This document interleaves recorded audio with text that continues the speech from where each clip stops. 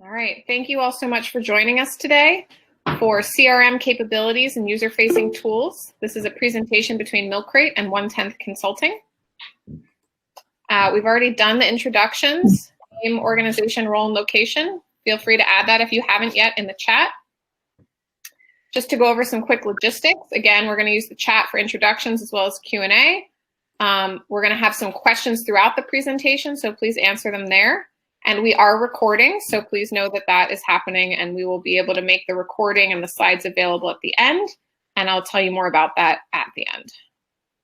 Our agenda for today, we're going to introduce ourselves, the co-hosts. Then Ruben is going to do his presentation, CRM for Nonprofits, where it starts and where it ends.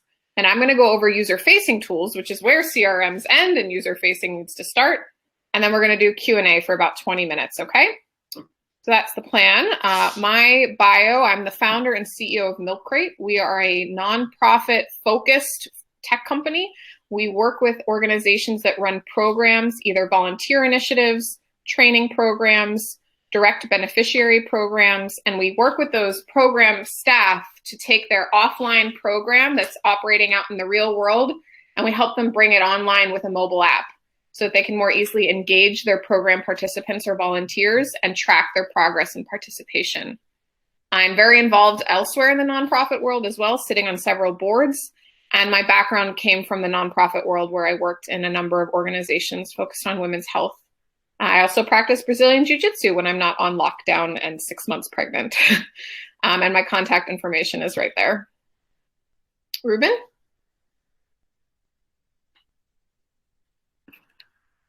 Ruben, would you like to introduce yourself? I think you might be on mute. I was on mute. Can you hear me okay now? Yeah, we can hear you. Perfect. Thanks so much, Morgan. And really excited to be here with everybody today. My name is RUBIN SINGH. I'm with OneTenth Consulting. OneTenth is a consulting practice that we work exclusively with nonprofits, and we focus on strategy, on CRM selection, CRM implementation, as well as change management support. So, I previously worked at Round Corner, which was acquired by Salesforce, but I realized that I really wanted to focus on a more holistic approach to solving problems with nonprofits. And although I'm a technologist, I'm well aware that technology alone does not solve problems by themselves. At a minimum, the people, the process, the strategy all needs to be aligned. And so that's kind of what we do at OneTenth. Outside of my immediate work, I do help out with with the National Civil Rights Organization. I coach soccer, although not doing a whole lot of that right now. But I'm replacing some of that time with doing some pro bono work for some nonprofits that I really care about.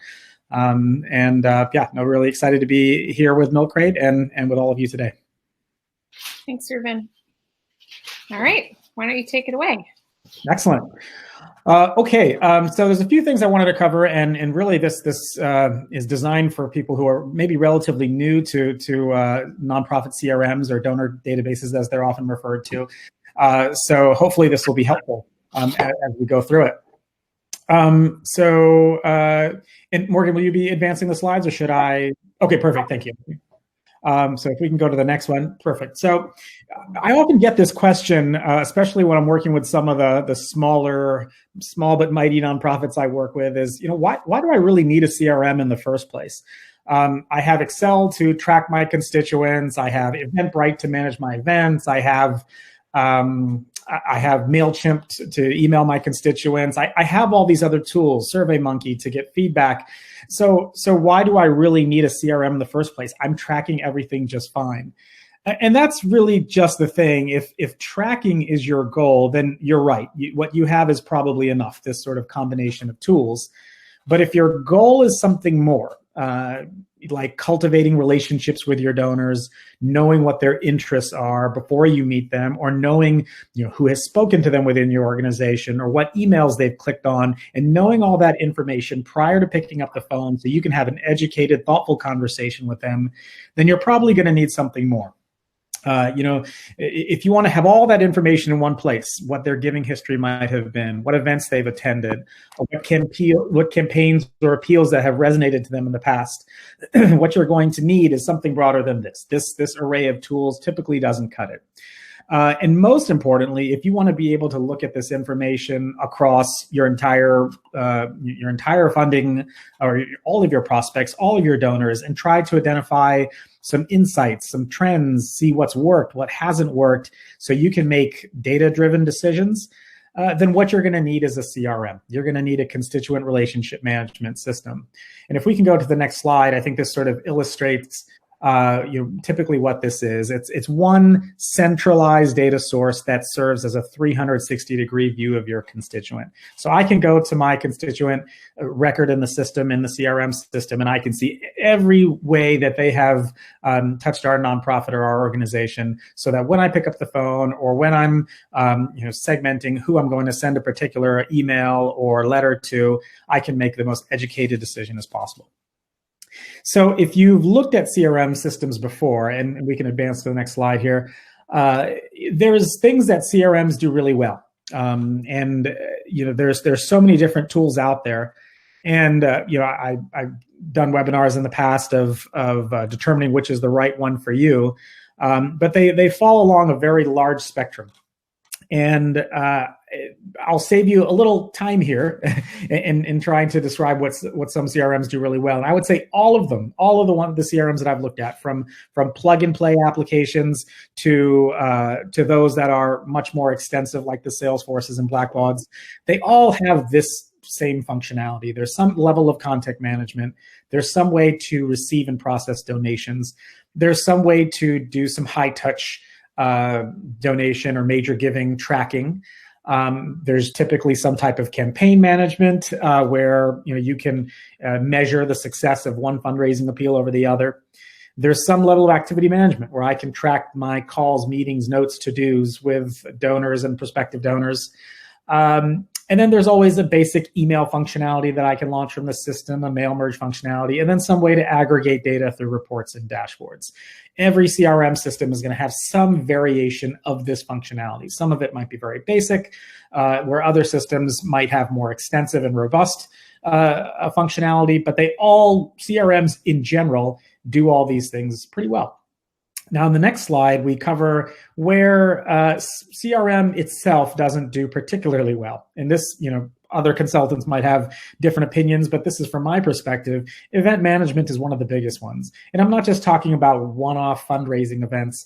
These are the galas, the workshops, the conferences, where you might have, say, multiple sessions or different ticket prices for different registration options, or different ticket prices for different sessions, seating arrangements, meal planning. All of this is not sort of the bread and butter of what CRM does. Attendance tracking is also something that's a little bit weak, in my opinion. So I would say that I work with an organization that does professional education professional workshops for educators.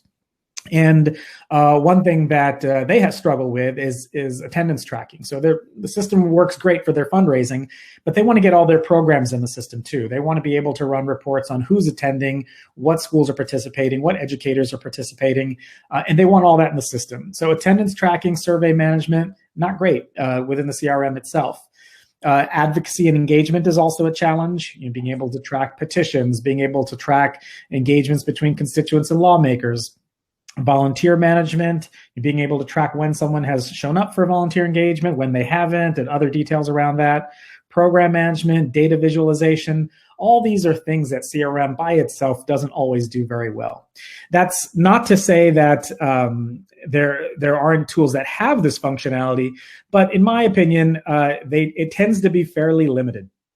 And the built-in features, they tend to be a little inflexible, or you need to customize them very heavily. And if you're familiar with CRMs, customization is not always a very popular term, because the more you can customize, the further you move away from the base system, and it also can get very costly. The other option to achieve these goals that you see here on these bullet points is to integrate with a third-party tool, because there are excellent third-party tools in the market for each of these areas. But you have to be careful. You want to make sure that the third-party tool that you're using allows you to integrate with the CRM. It's compatible with the CRM, so you can still reach that goal of that 360-degree view of the constituent, all from one system. So you definitely need to find, of these tools, which are the ones that meets your needs, which is compatible with your CRM, and what's most cost effective. There are definitely tools out there that seem like the perfect fit, but once you install them, they have such a heavy footprint that they really change your system to be something that it wasn't, or they're very costly. And even though you're just trying to extend your system, some of these tools cost so much that they cost more than your CRM. So you have to really think about all these factors when trying to figure out, how should I integrate this third-party tool with my CRM? In the next slide here, I talk about sort of what the most common ways are to integrate with third-party tools. One is a pre-built plug-and-play custom configuration. So, you see this a lot with Salesforce. They have their app exchange where you can select a tool. Some are free, some have a cost. And it's already been vetted. So it's just a matter of installing, simple configuration, and in a few hours you have your integration up and running. Those are the ones that have a pre-built configuration in place.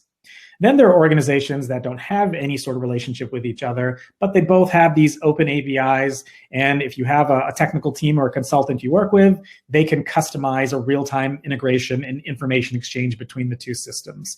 So that's an ideal situation, but it also tends to be one of those ones that are more complex and more costly.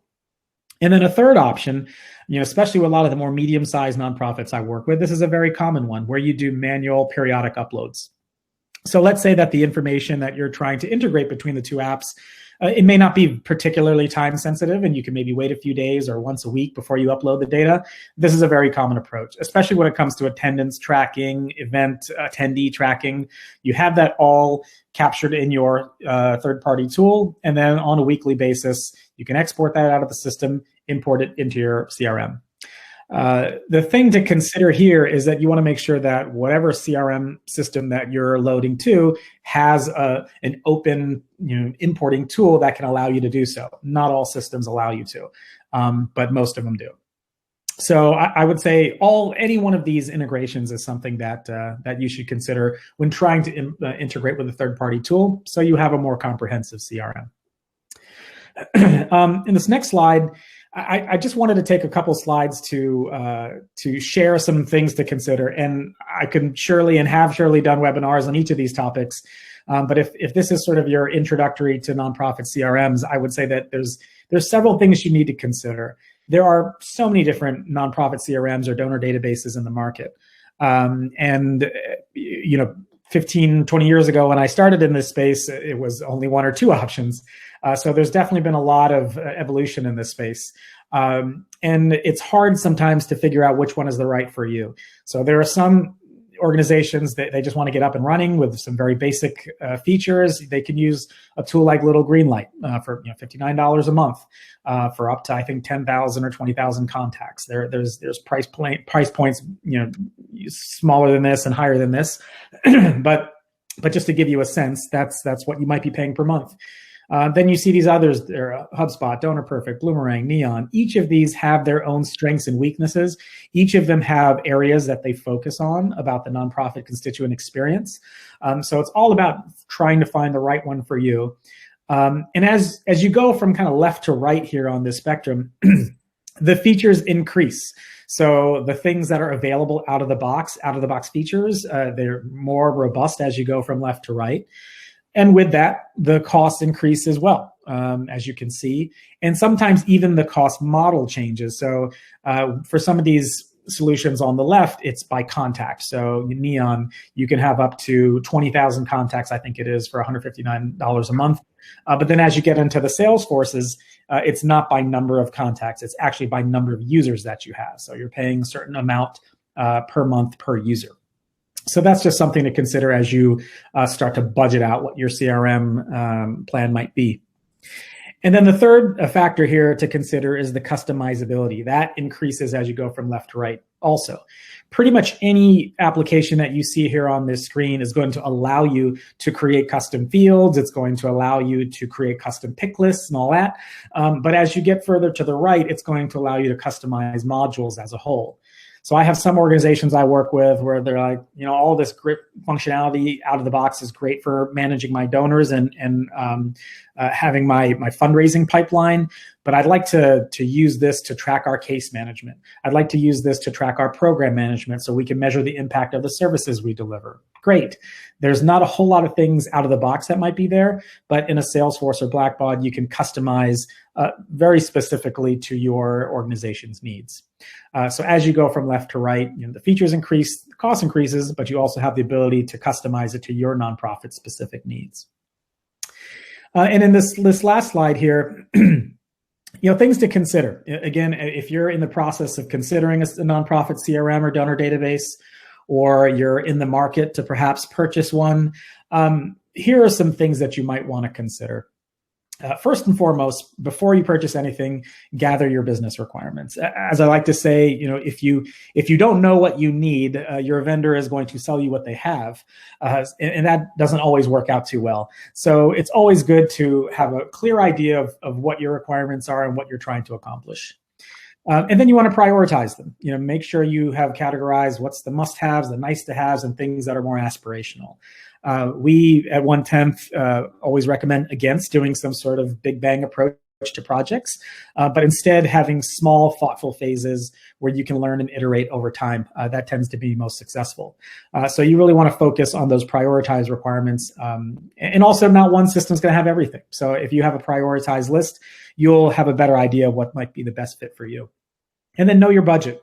I have some organizations that come to me and say, well, we want to do this full analysis. We want to do, a business analysis. We want to do a requirements and design, a business process remapping, and then we want to implement, and we want to do this all at once. And I say, okay, that's fine. What is your budget? And they say, okay, it's $5,000. So, okay, well, I can save you a ton of time right now, and we can just go straight to the selection because you have about 3 options, and let's focus our time, money, and effort on that. So while some people don't like to disclose the budget, I always encourage my customers to do so, because then we're not going to waste your time. We're going to make sure that we're focusing on the solutions that are best for you within your budget. On the pre-implementation side, so let's say you've selected a software and you're ready to implement, I always encourage folks to relook at their business processes. If you have broken business processes or inefficient business processes or things that were done because they've always been done or because some former COO had requested it a certain way, this is a great opportunity to relook at that, because the last thing you want to do is have broken processes and then move that into the new system. It's a great idea, a great opportunity to optimize some of those, to make them more efficient as you bring in a new tool. And then the second bullet point, I'm sure I'm not the first person to tell you this, is to cleanse your data. It's a great opportunity. If you have data that is dirty and it's not very trustworthy, and people are not comfortable with it, moving that into a new system is going to be a complete waste of your investment, because people are still going to continue to use spreadsheets and other tools that they have. So making sure that your data has been cleansed, deduplicated, and you're really bringing over the relevant data into your new system, that's going to be critical to make your solution successful. And then always develop a roadmap. Like I said, it's not great to always do everything at once. It's great to have a more thoughtful approach to how you're going to deliver things. And it's good to make that transparent and let your team know. So that way they know, okay, well, my marketing integration with an email tool, it might not be ready now, but at least it's coming in 6 months. That's always a great thing for user adoption, is when you can see what the plan is. And then these last two, and this could be done, it's ideally done before the implementation, but it could potentially be done during, is coming up with a clear change management plan. No matter how great the tool is and how happy you are with it, there are going to be folks who are not as excited about change. So it's not only about coming up with the right training plan, it's figuring out what's the best way to train. Is it what format, how frequently, what other materials do I have to help people? Is it documentation? Is it videos? And then how do I explain to folks the business processes that are changing and the business processes that are staying the same? So it's really being thoughtful in how you roll it out to make sure that everybody is comfortable with the direction that you're going. And this last bullet point is probably what often gets missed the most, is having a clear change control plan. Everybody's excited when a new system goes live, but then comes the onslaught of requests. Oh, well, this is great, or I could really use this. And not really having a plan for that can really frustrate the users. So I always encourage having a mechanism for capturing those requests, prioritizing those requests, and being able to chart them out in a roadmap so people can see whether it's monthly releases, quarterly releases, the system is evolving and the system is living and breathing with your nonprofit. CRM, as you can kind of gather as a theme to this, it's a journey. It's an iterative process. You're never sort of one and done. So it's something that has to continually be improved and evolve over time with your organization. Now, all these things to consider, I've made it sound very easy. And for some nonprofits, it is. You have a very extensive IT team or consultants or business analysts, and this might seem like it all seems straightforward and simple. But for most nonprofits, it's not. They need some help. They need some guidance. It's not their focus area. They're too busy running programs and solving the world's problems. So this is where I encourage to enlist a consultant, to really be your trusted partner to help guide you throughout all of these steps. And there's many of us out there. OneTenth ourselves, we do just this thing for nonprofits. And one thing we offer and many people take advantage of is a free consultation. So just give us a call, and we're happy to have a very no pressure consultation or conversation just like this to figure out what might potentially be a fit for you and how to go about doing it. And on this last slide, if you do a search for CRM tools, it's going to give you a lot of horror stories of projects gone wrong. And in my 20 years in this, it's true. I've seen it. There's plenty of those that have gone wrong. But I would say that in my experience also, if you really put some thought into these things that I have on this slide here, and you have the right level of expectation set, and you have the right leadership engagement, and you really try to approach these projects with a crawl, walk, run type of approach and iterate over time with smart decisions, my gosh, it can really do great things for your organization. It will not only give you the insights you need, not only give you the decision-making power that you need, but it's also, I've seen it completely transform nonprofits and help folks accelerate their ability to achieve their mission. So with that, I'll leave it at that, and I thank you so much for your patience and attention throughout this presentation. Morgan, I'll turn it right back over to you. Awesome, thank you. Sure. So before I get into it, I mean, I hope it'll be clear why we wanted to have Ruben talk about CRMs before I talk about what MilkCrate does, because as he said, CRMs are an amazing tool for developing relationships with your donors, not so much for managing volunteer programs or direct beneficiary relationships with engaging them and tracking them through surveys and other communication tools beyond email. He also touched on some themes around custom versus templated, affordable versus not affordable. And these are all the kind of things that MilkCrate's really excited to talk about and share, because we're all about using technology that is affordable, templated, and scalable for nonprofits to do the work that a CRM can't do, and finding ways to link that data with CRMs and existing tools that your organization might be using.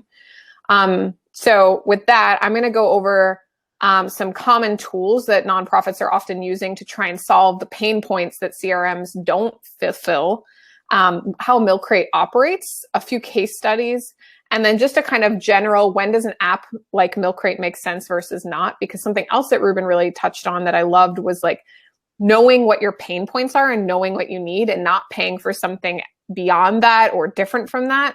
And we're really geared towards a discovery process with every nonprofit where we help them figure out what do they need. And if it's not us, then that's a conversation ender with us. And hopefully we can direct you to an organization or product that would be a better fit.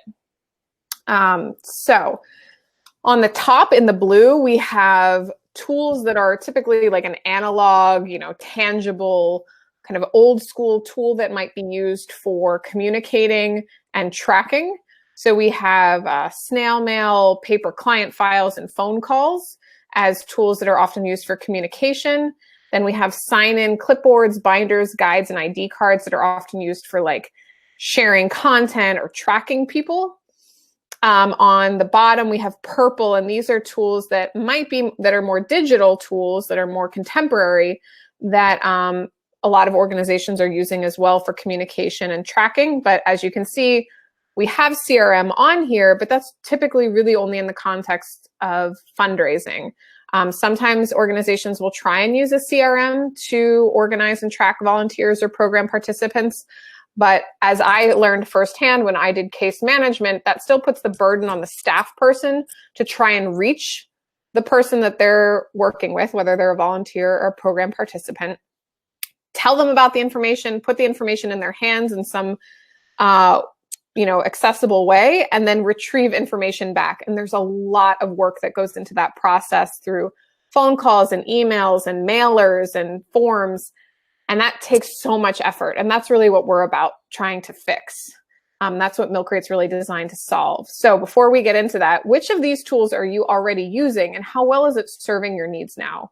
Which do you love? Which do you wish you could dump yesterday? Feel free to use the chat to answer these questions. We'd love to see from you all, from the organizations that you're working with, what of these analog and digital tools are you already employing to run your program or to run your development work, depending on which role you have in the organization, since we have people from both groups here. I'll give you a second for that.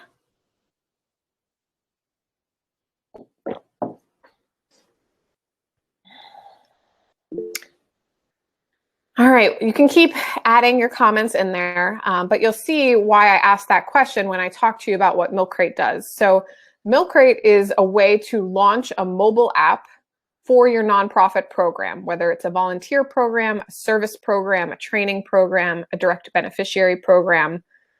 This is a way for you to be able to reach the people that you're serving, whether it's a few dozen, a few hundred, or thousands, and to be able to give them content that they can engage with and track their participation. We make it easy to launch with ready-to-go features that are already pre-built with templates that match engagement and tracking needs, and an admin dashboard, which you can see on the left, where you can manage your users, your content, and generate activity reports. So it takes all of that work that the program staff used to have to do one at a time with each person, and often in person, and makes it so it can be much more scalable and online without having to be in person with people. And it allows you to then see what they're doing as they're completing activities, signing up for events, chatting, answering surveys and polls, and checking in at locations and things like that on their profile, as well as a part of a team or a cohort, and then being able to see that on the back end with the data that you're collecting on them all. We really focus on the middle two stages of the nonprofit program lifecycle, which involves four main stages of enlisting, engaging, evaluating, and endorsing. And this is that from beginning to end process of bringing a volunteer or a beneficiary or a member or a student through a process. We're really focused on solving that engage and evaluate portion of that process so that you can, once you get people in the door, you can get them to work, you can get them to learning, you can get them to doing and tracking it. Those are the two biggest challenges that every nonprofit program manager has, and that's really what we're designed to help fix, which again is completely different than the pain points of a development officer who's trying to engage donors and figure out new ways to get them involved. And CRMs are much better designed for that sort of work than MilkCrate and vice versa.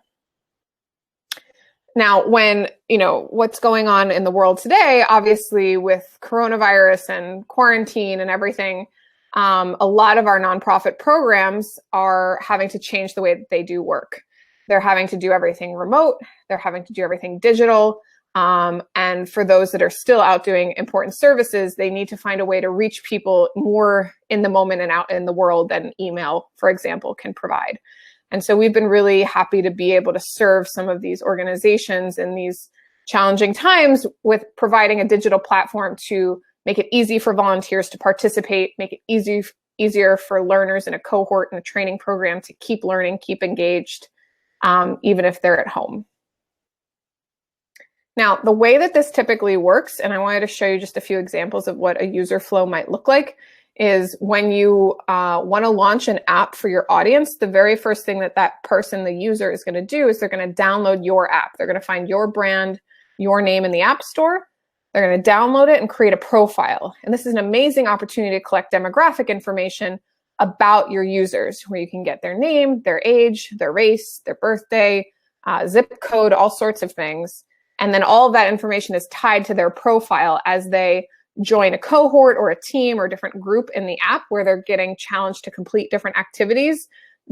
As they earn points and progress in that app's program, you're going to still always see that demographic information and be able to do queries. So you can see, are boys more likely than girls to do a certain action, or what's the age breakdown for people who across the whole program are successfully completing it within 6 months or something like that, or which volunteers, what's the racial breakdown of volunteers in different zip codes. And as they earn points, they're completing activities that are all built using drag and drop features. So this doesn't have to be custom development. This doesn't have to be expensive. This doesn't have to be time consuming, because it's already made. You already have an events calendar you can implement. You can send push notifications. You can have users check in at a directory or a map of locations, and the phone actually verifies that they're there, which is a great way to track volunteers and something we've been really successful at. Having people answer polls and surveys can be so laborious if you have to send people an email every month saying, open my Survey Monkey. That's not nearly as exciting as having it be already embedded in the experience that they're participating through in their app, where they can see their answers and how it compares to other people's answers in real time, and they're earning points for it. The fact that you can segment your users into different teams so that different groups see different content and their data gets tracked separately makes it much easier to manage and track. And obviously just being able to share content that normally you'd have to try and get in front of people through their inbox or through social media. Now you have a designated place to do that right on their phone. So next chat question. What engagement or tracking problems do you have working remotely, in particular with members, volunteers, students, or beneficiaries? And I'm going to actually pop over into the chat and see if anyone shares anything. So I'd love to see any answers you guys might have.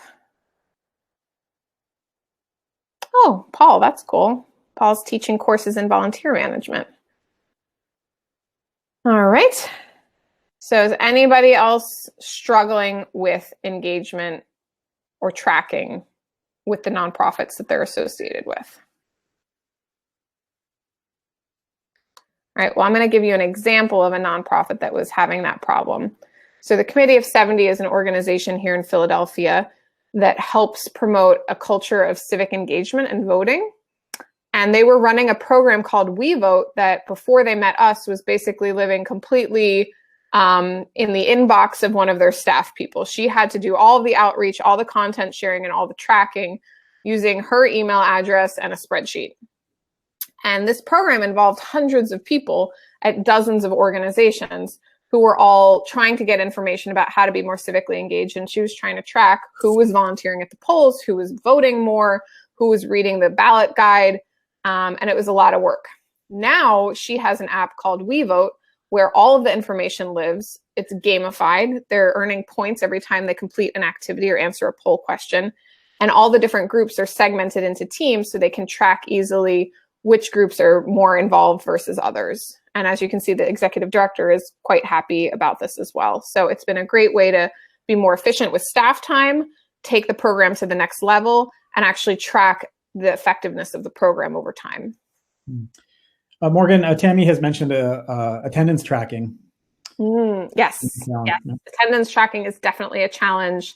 And it's one that, we're really excited to be solving for a number of organizations, volunteer and otherwise.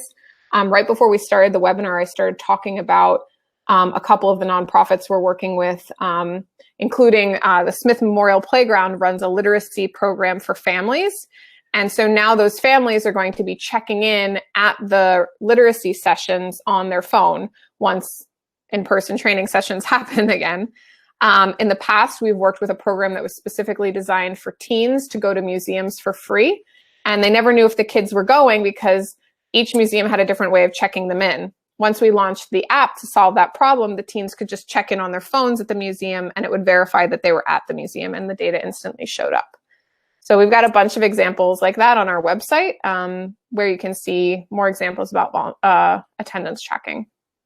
In the case of WeVote, what they were really trying to track is behavior. And so they were able to see 450 instances of voters viewing the voter guide in the selection cycle.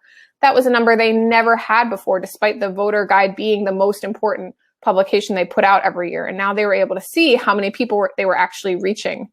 App users were 50% more likely to vote after downloading the app at least 1 week before the election, which is another really tangible, important outcome that they're basically being funded to achieve and could never before make a claim about. And now they can actually show the impact that they're having on the exact behavior that their organization is funded to change.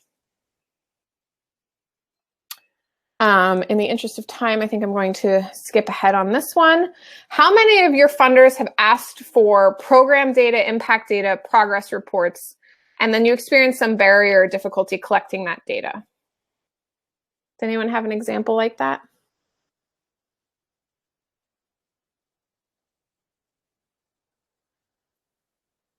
And I know we have at least one foundation representative on the call, so I don't know if he wants to share anything, but I know that this challenge can go both ways for both the grant makers and the grant receivers. And it's something that we've actually started partnering with foundations who want to make it easier for their grantees to report data by enabling a MilkCrate app for the program. And so we've had foundations actually fund the first year of fees for a MilkCrate app so that they can help the program be more effective and track it.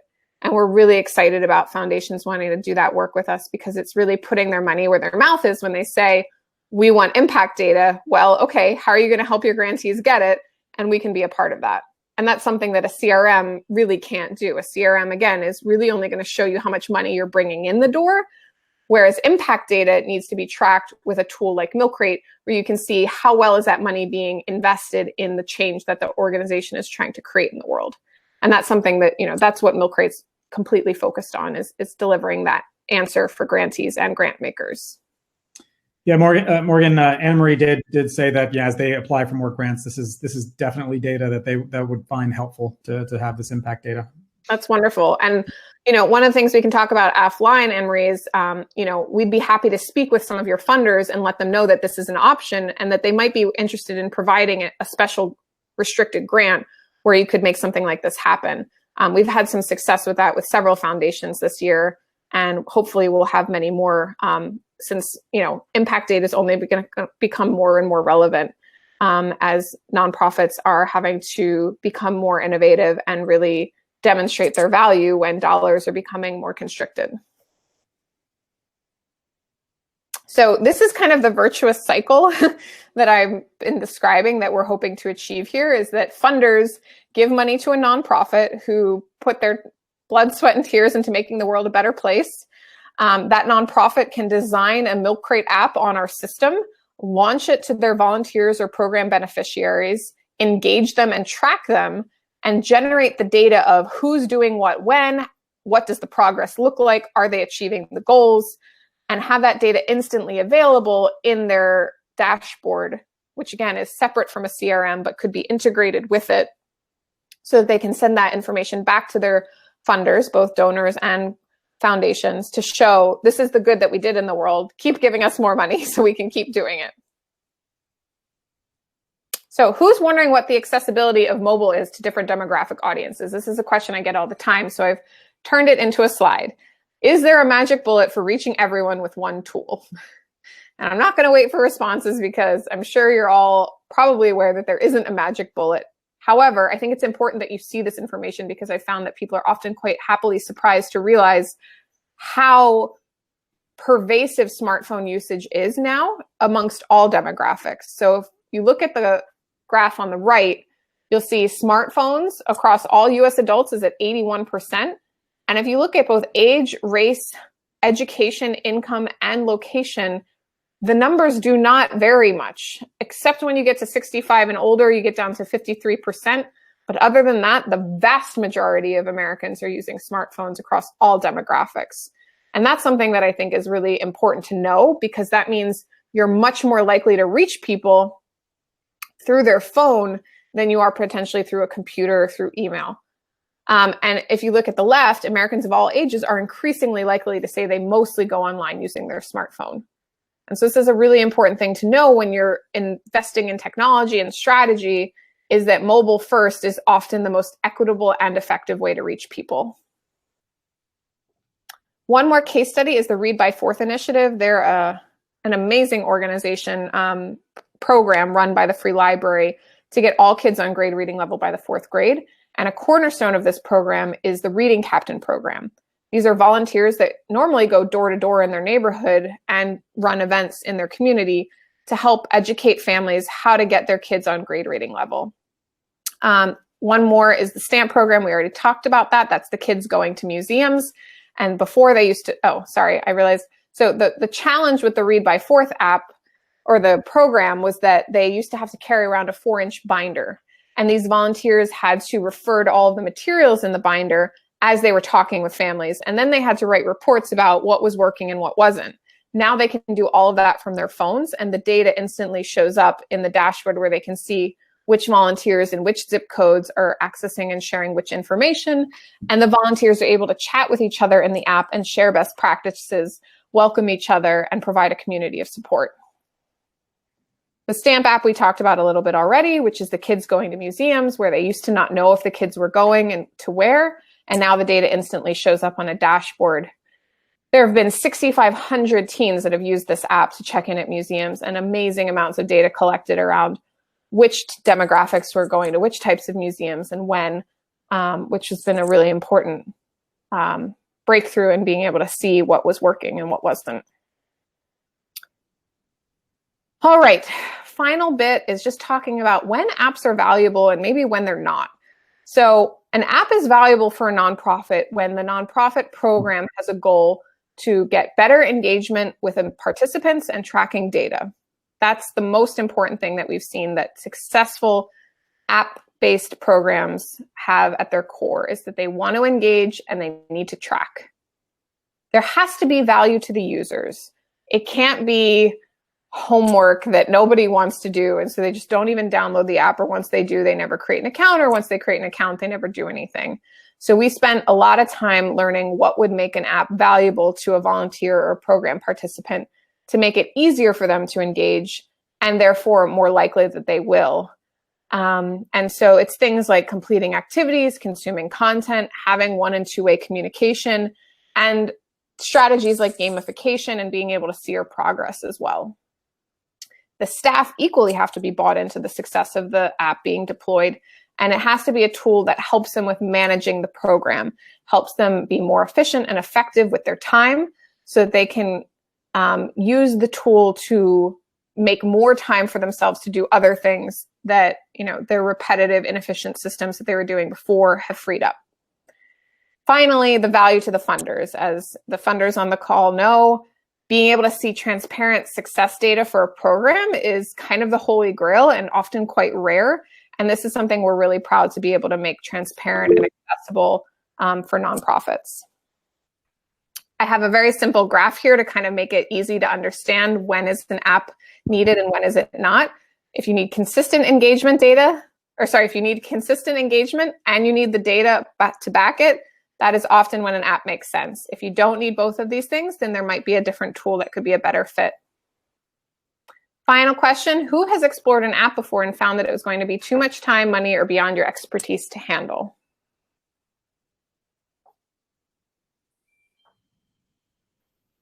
Anybody? Well, those are usually the challenges that people face, and that's why we've designed this completely nonprofit-focused platform to be affordable and easy to launch and focused on the needs of nonprofits. Because otherwise, if you're hiring a custom development firm, this can cost hundreds of thousands of dollars. It can be all over the place, like Ruben said. If you don't know what you need, you're going to be led down the wrong path, and it's going to take a lot of time and money, and you're not going to get where you want.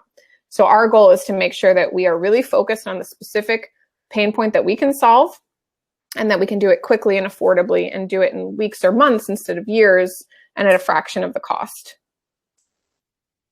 These are the different types of nonprofits we support. We've kind of gone over this a couple of times, so I just wanted to make sure that that was clear, that we work with a wide range of nonprofit programs. And finally, since we have 12 minutes for Q&A, we're going to do that. I'm also going to post into the chat, a form for feedback. And if you fill this out, and this is me incentivizing engagement and behavior, if you fill out the survey, you will get a recording of this as well as the slides. So please do fill out that feedback form. We thrive on feedback so we can continue to make these presentations better. So I'm going to leave that there. But for now, I would love to take any questions you all have for either myself or for Ruben. And I'm going to stop presenting.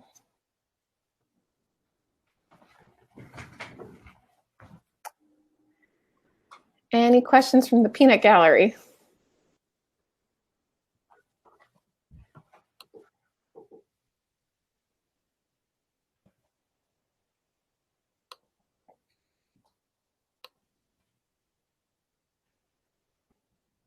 Going back to some of the comments we got in the chat.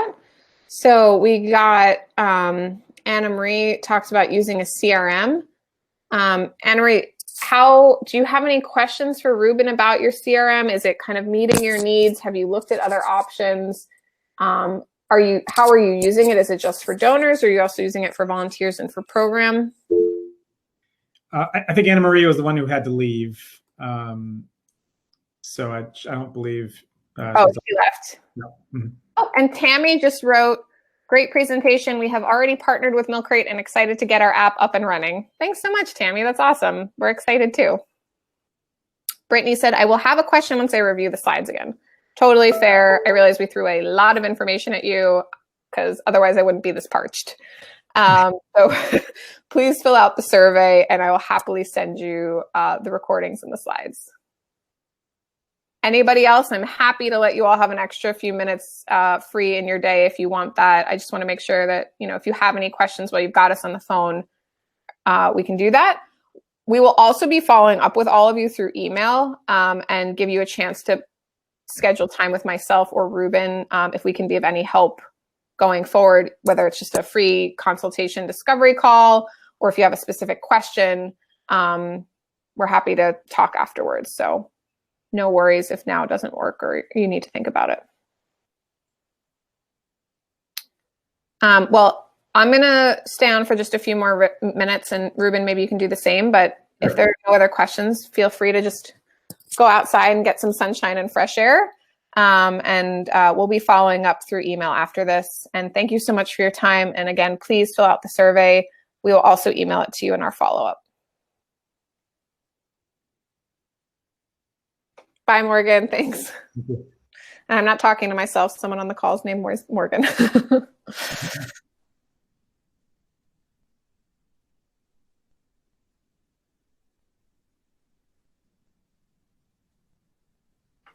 And Paul, I saw you said you provide volunteer management training. I was wondering if by any chance, do you know the consultant group 20 Hats? I think she's based in DC. You know her? Yeah, I met her last year at NTC, and we actually did a webinar last year on outputs versus outcomes for volunteer programs. Oh, cool. You're in Philly. Well, someday we should have coffee. But I'd love to follow up and learn more about your consulting work and see if there's anything we could do to collaborate. Thanks, Brittany. Oh, she just left. So Paul, and I'll just give you my email again, but feel free to send me an email and we can set up a time to chat. And I'd love to see if there's maybe a chance we could do a webinar together, or, just kind of get to know what you do a little bit better. We love Elisa, but she's all the way down in DC, and, we're always trying to meet other consultants in the Philly area. Oh, great. Perfect. Yeah, please send me an email. I'll be happy to chat. All right, Ruben, we did it. We did it. Yeah. All right, let me turn off the recording somehow. Stop recording. All right.